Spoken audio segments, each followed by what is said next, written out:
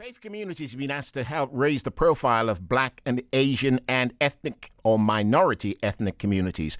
Greater Manchester healthcare providers are holding a community consultation meeting this Tuesday. It's to shape the healthcare agenda and Manchester's budget for African and Caribbean communities. But why do faith leaders need to get involved? Joining me in the studio is Reverend Anthony Mason, and on the line, Reverend Charles Kwaka Odai. They're both members of the Caribbean and African Health Network. Anthony is also chair of Sickle Cell Care Manchester, while Charles is co-chair of the Faith Network. Gentlemen, can I wish you a very, very good morning and a very warm welcome. Very good morning to you as well, Mike. Thank you very much indeed. Let's start off with you, Anthony. Tell me what's led to this consultation.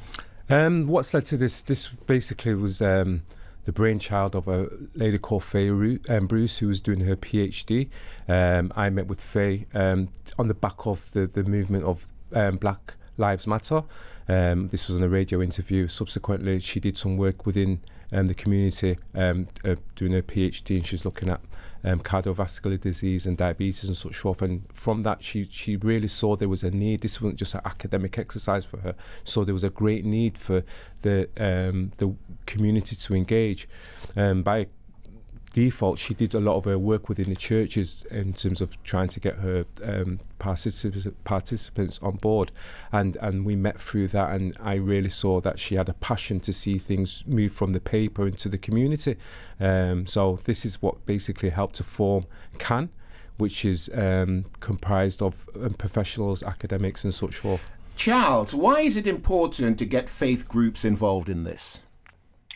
I think it's really important to get faith groups involved in how we design our healthcare, because historically we as faith groups have extensive knowledge and understanding of our communities and people who live within our communities, and it's also been recognized that faith groups have access to people who are traditionally labeled. They have to reach groups. So when we start such conversations, we're able to bring reach, we're able to open doors to our partners, but also bring them on the table for, our people to recognize that, those who have the budgets and stuff are on the table and they want to listen to what they have.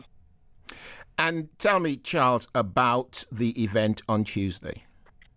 Right, so on Tuesday, the event we're holding on Tuesday is part of a bigger work we're doing that's around developing a memorandum of understanding between the faith communities across Greater Manchester and the Greater Manchester Health and Social Care Partnership, who is sort of leading the redesign of healthcare across Greater Manchester.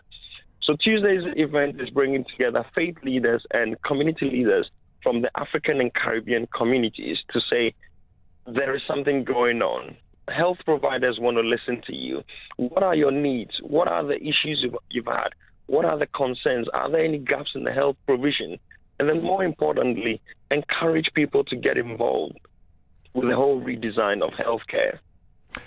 Anthony, how big a problem is this? Because I know of certain groups who have funding for a year, 2 years, 3 years, but then the groups disappear. How big a problem is that? That's a massive problem, because what tends to happen, and what's, as Charles quite pointed out, is that we have a wealth of knowledge and experience and being able to engage with our communities. And what tends to happen, what's happened historically, is that a lot of the work is being done. Sometimes the third sector voluntary organisations bend over backwards and put in over 200%, and it's expunged into the main system. So therefore it's short-term funding, and then you have to redesign yourself or reconfigure yourself to try and address meeting with other funders, which is not necessarily the aim and agenda that you started off with. So it's a massive problem, Mike, something that really needs to be addressed, and we need a continuum of funding to be able to address and help to impact and reduce possibly on the burden of the NHS system. And correct me if I'm wrong here, please, because I could well be. Is the whole funding of health in this area changed because we now have a mayor? It's down to devolution and the mayor. And both of those in sync, they have an impact. So that's why. Can we speak directly to the mayor and to whoever runs devolution and say, here we are, this needs to be sorted? Ironically, there's been some meetings that I've been involved with people like John Rouse. I'm yet to meet with a man called Warren Hepelite, and these people are now keen to actually engage with us and say, how do we redesign this system to be able to engage and bring equity? So yes, the mayor has been influential in terms of what's happening, and particularly devolution. We're in a position where this sixth bill that's actually around the table, that we can actually get a slice of this, and we can actually start to reformulate and reconfigure things to make sure that there's a benefit across the on the northwest front. Charles, very quickly, could you tell me when and where this event is on Tuesday?